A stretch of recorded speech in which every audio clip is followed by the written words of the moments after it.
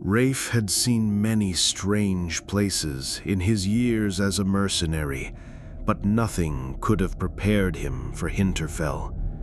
Nestled deep within a thick, oppressive forest, the town seemed to exist in a world of its own, isolated, forgotten.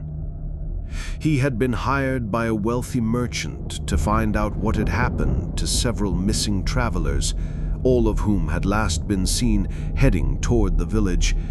No one had returned.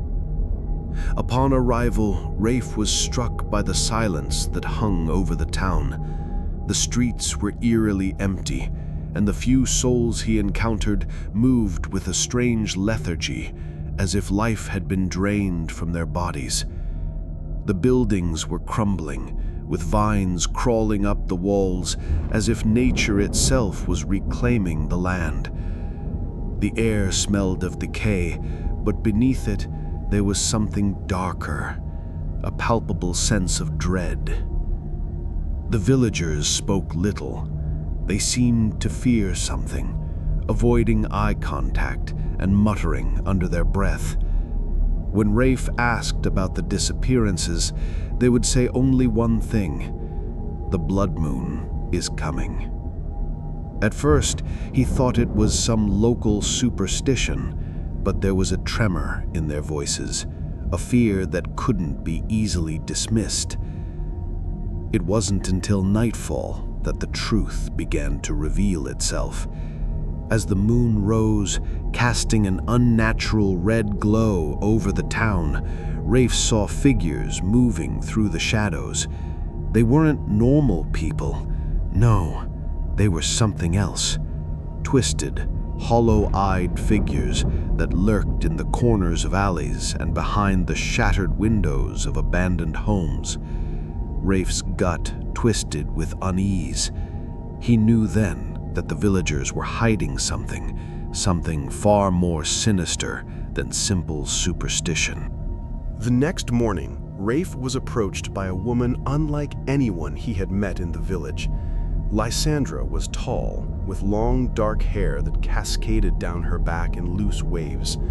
Her eyes, however, were the most striking feature, pale, almost silver, with a haunted look that told a story of its own. She appeared out of nowhere, standing in front of him as if she had been waiting for him all along. "I know what you're looking for," she said, her voice low but urgent. Rafe stared at her, unsure of what to make of this stranger. "Who are you?" "My name is Lysandra. I was once a member of the Blood Moon cult.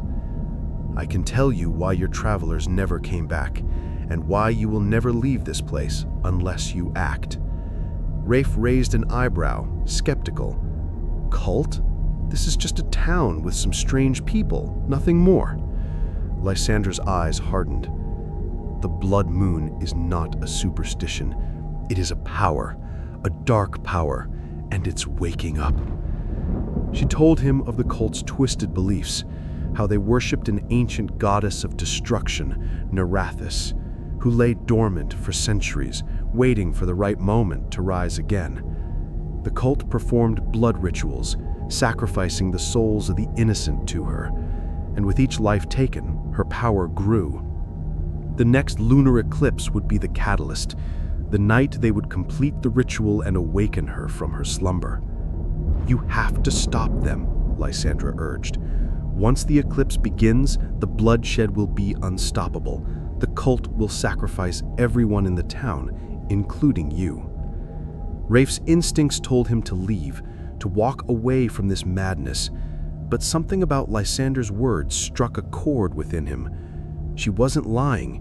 He could see the fear in her eyes, the desperation. "What do you need from me?" Rafe asked, his voice grim. Lysandra hesitated, her gaze shifting, as if considering the consequences of her next words. "I need you to help me destroy the Blood Moon Stone. It is the source of their power.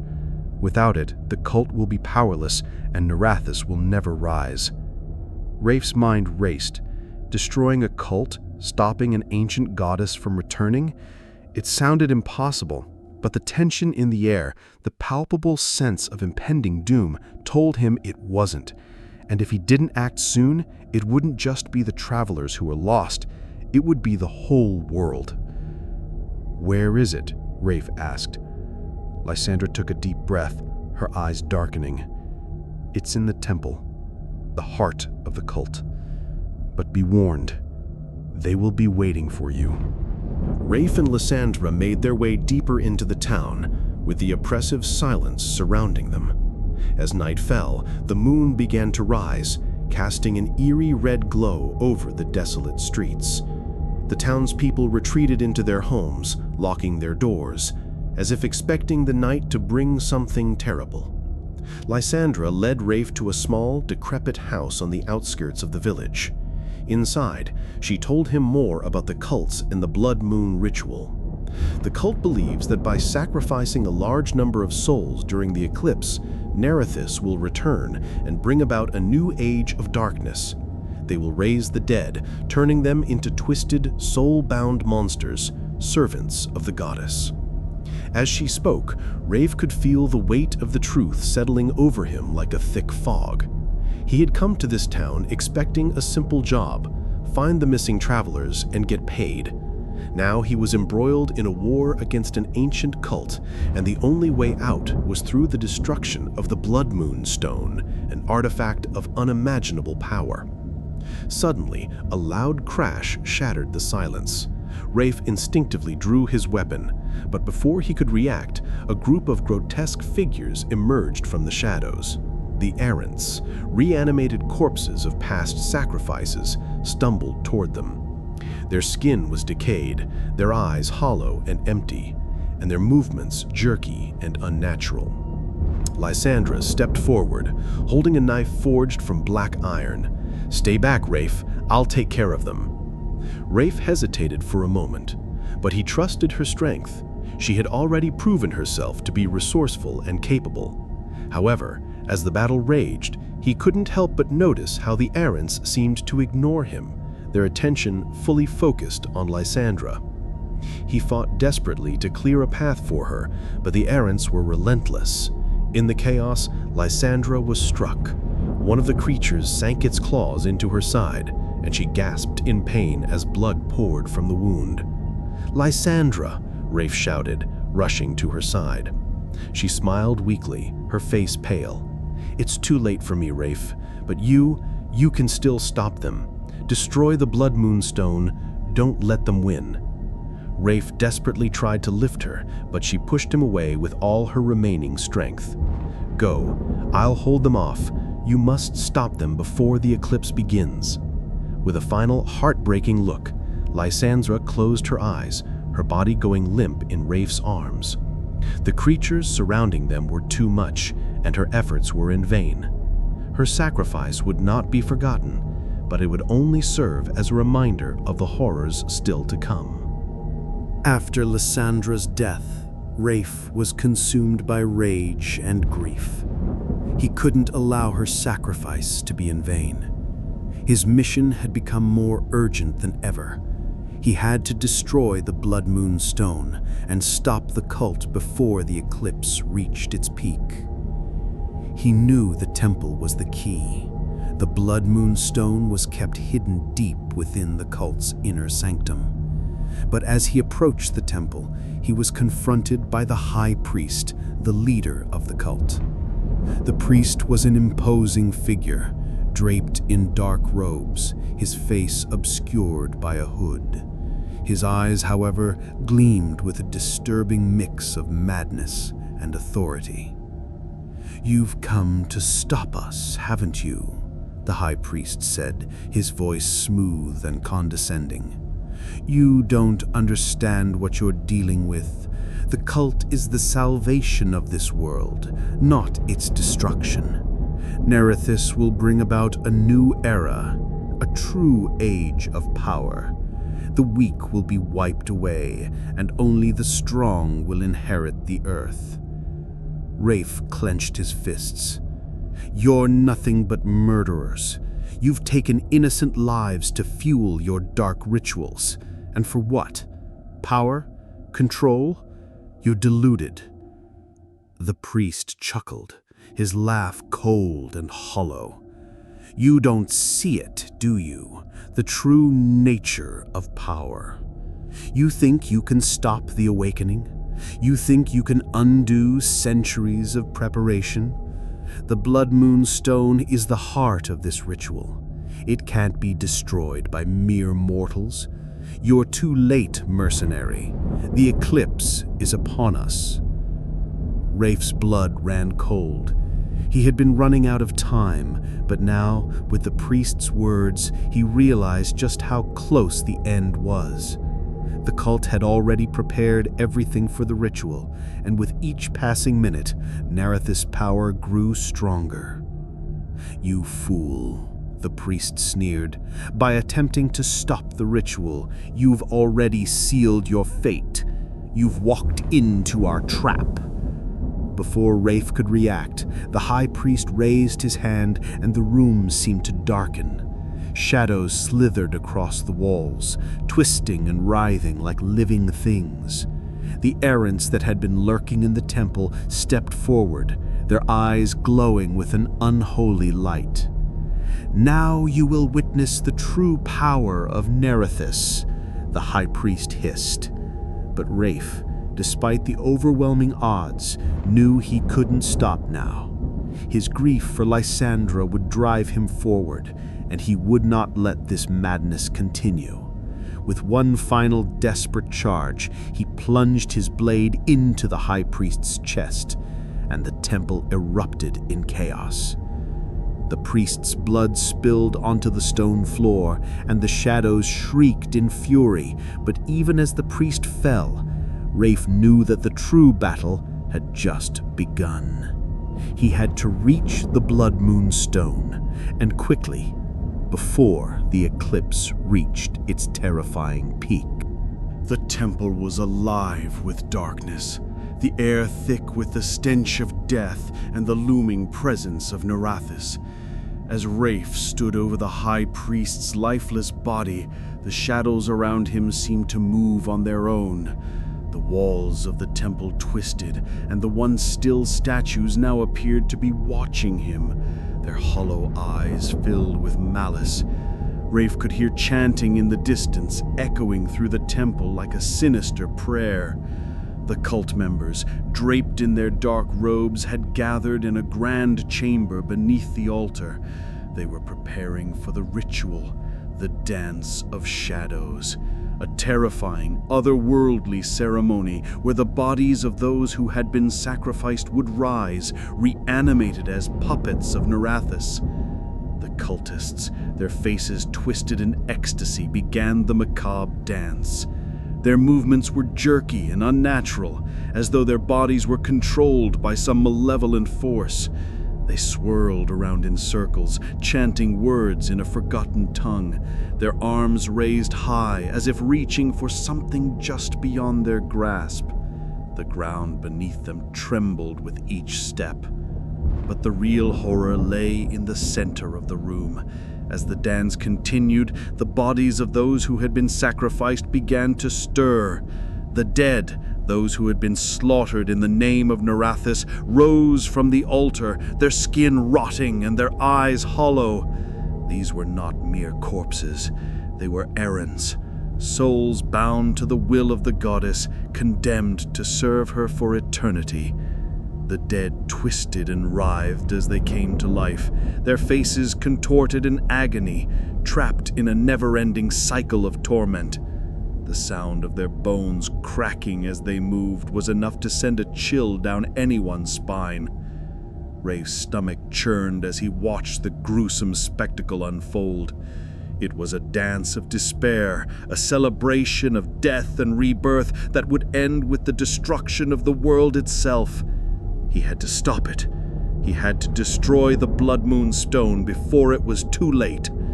But as he made his way toward the altar, the shadows seemed to reach out and claw at him, dragging him back. The very walls of the temple were alive, resisting his every step.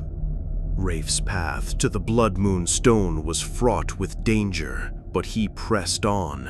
His every instinct told him that he was running out of time. The eclipse was nearing its peak, and if the cultists succeeded in completing the ritual, Nerathis would awaken, bringing with her an era of eternal darkness and destruction.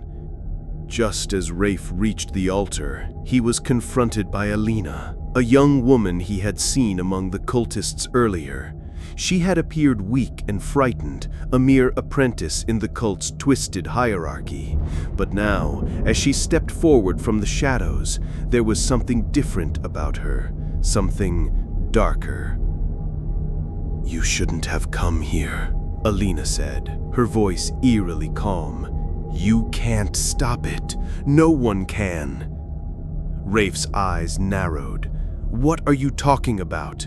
I'm ending this tonight. The Blood Moon Stone will be destroyed, and Nerathis will never rise." Alina's lips twisted into a smile, but there was no warmth in it, only cold, calculated malice. "You're too late. The ritual has already begun. The stone is bound to Nerathis's power. You can't destroy it. The only thing left to do now is join us." Her words hit Rafe like a physical blow. "What are you saying?" Alina stepped closer, her eyes glowing with an unnatural light. "I was always meant to be the sacrifice. I thought I could fight it, but now I see the truth. The power of Nerathis is too strong. I will become one with her. We all will." Rafe's heart sank as he realized the truth. Alina hadn't been a victim. She had willingly joined the cult, and now she was about to fulfill her role in the ritual. She had betrayed him. Before Rafe could react, Alina raised her hand, and the shadows around them thickened. The air grew heavy, suffocating. The cultists who had been dancing in the other room suddenly stopped and turned toward him, their eyes glowing with a red, malevolent light. They were no longer human. They had become servants of Nerathis, their souls twisted and corrupted. "Alina, no!" Rafe shouted. But it was too late. With a flash of dark energy, Alina vanished into the air, her body consumed by the very darkness she had embraced.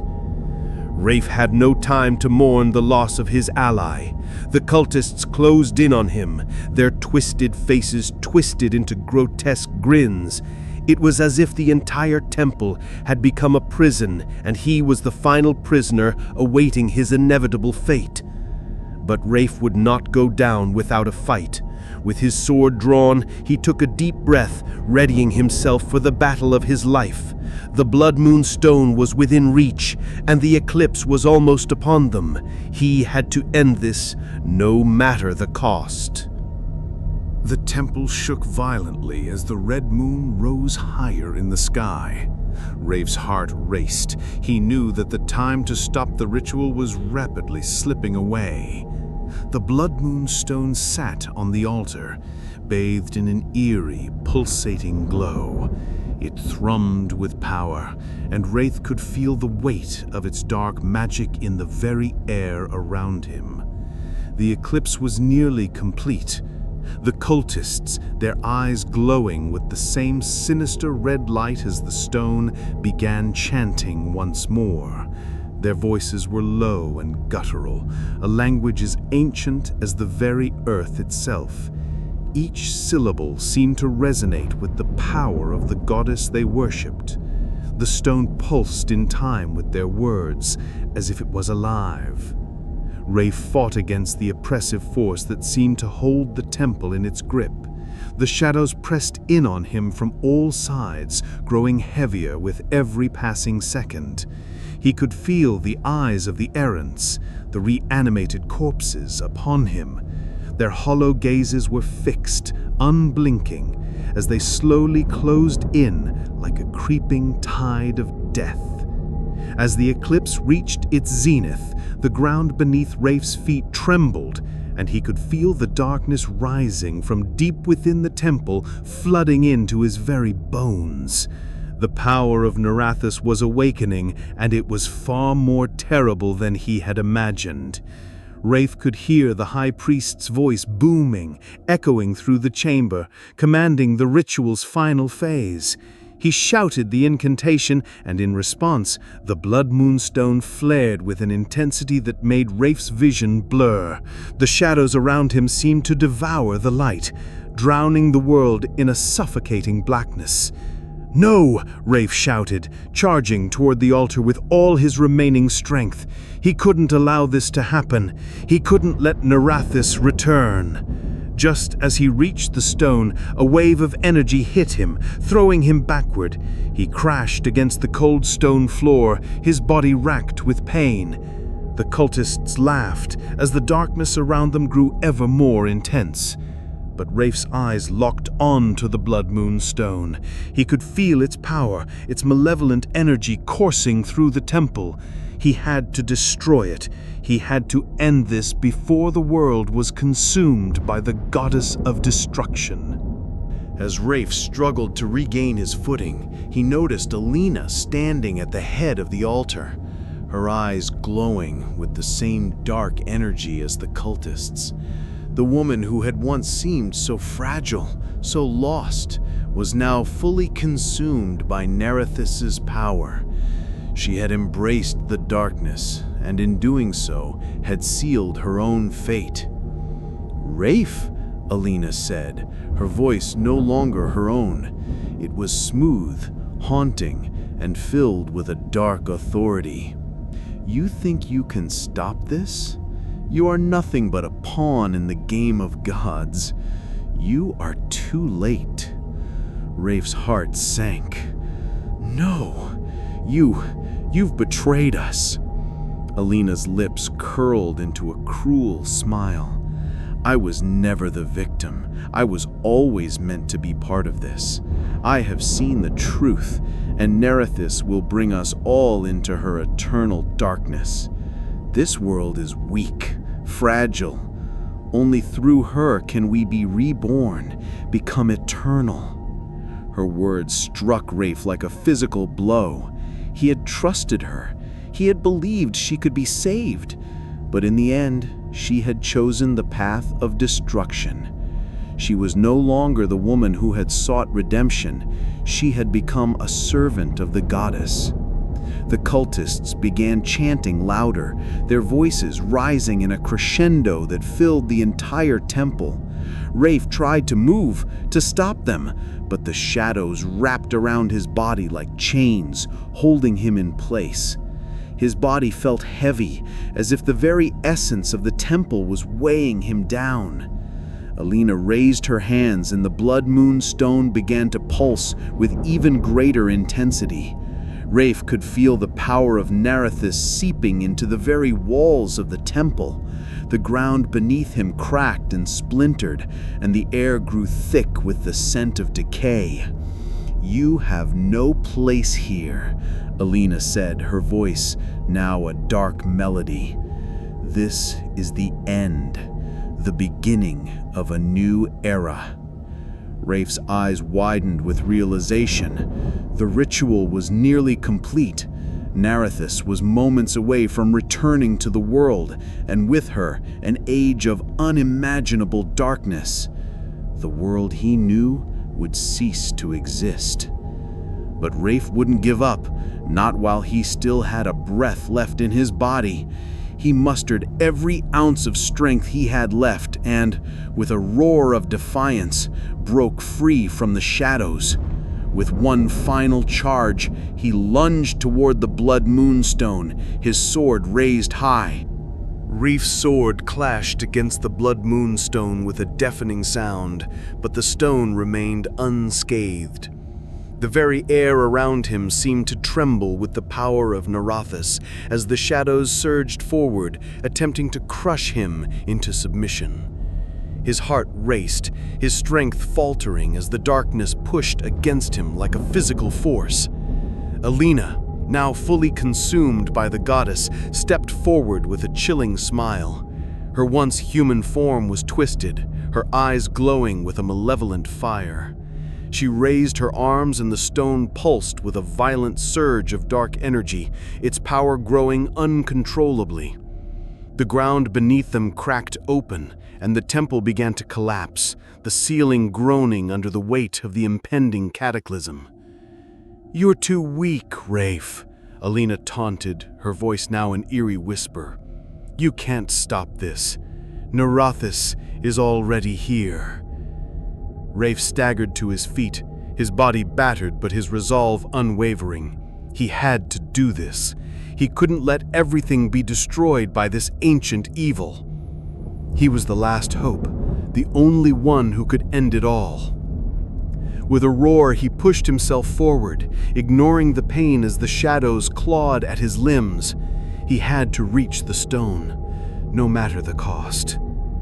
As he neared it, he saw the face of Lysandra flash in his mind, her final words echoing in his ears. "Don't let them win." Rafe closed his eyes for a moment, feeling the weight of her death settle upon him, but also the power of her sacrifice. He could feel her spirit guiding him, urging him on. He swung his sword with all his might, and this time it wasn't the stone that shattered, it was the curse that bound it. The stone cracked, the dark energy that had been radiating from it spiraling out of control. With a deafening scream, the stone imploded, releasing a wave of energy so powerful it sent Rafe sprawling across the floor. For a moment, there was nothing but silence, an eerie stillness that settled over the ruins of the temple. Then, from the depths of the darkness, something stirred. Nerathis was no longer bound. The goddess of destruction, freed from her prison, began to rise, her form taking shape in the swirling chaos around them. She was massive, a being of pure shadow and flame, with eyes that burned like twin suns. Her power was overwhelming, an ancient force that threatened to consume everything. But Rafe didn't falter. He had already sacrificed everything for this moment. With his final strength, he rose to his feet, standing against the oncoming storm of darkness. The world seemed to collapse into darkness as Nerathis emerged from the shattered blood moonstone. The very air vibrated with her power, and Rafe could feel the ground beneath him shake with the force of her awakening. The walls of the temple were crumbling, and the screams of the cultists echoed in the distance, their once gleaming eyes now hollow and lifeless as they were consumed by the goddess's wrath. Alina, now a vessel for Nerathis' power, stood at the center of the chaos, her body writhing in agony as she was torn apart by the goddess's will. But even as she screamed, she seemed to be consumed by the darkness, her final moments swallowed by the very entity she had helped bring into the world. Rafe could feel the pull of the darkness as it tried to swallow him whole. He had no more strength to fight. The world was on the brink of destruction, and the goddess's power was too vast, too ancient. But still, he refused to give up. There was no turning back now. In his final moments, Rafe looked around at the ruin he had caused, the destruction that had been set in motion. The world, once full of light and hope, was now on the edge of collapse. He could only pray that his actions, his sacrifice, had made some difference. As Nerathis' laughter filled the air, Rafe's vision blurred. The world around him spun, and his body, broken and battered, finally succumbed to the weight of his injuries. The last thing he saw before everything went dark was the sight of the moon, red and full in the sky above. The world had ended, and the age of darkness had begun. But in the distance, a faint light flickered, barely visible against the overwhelming shadow. The final embers of hope, so small, yet still burning.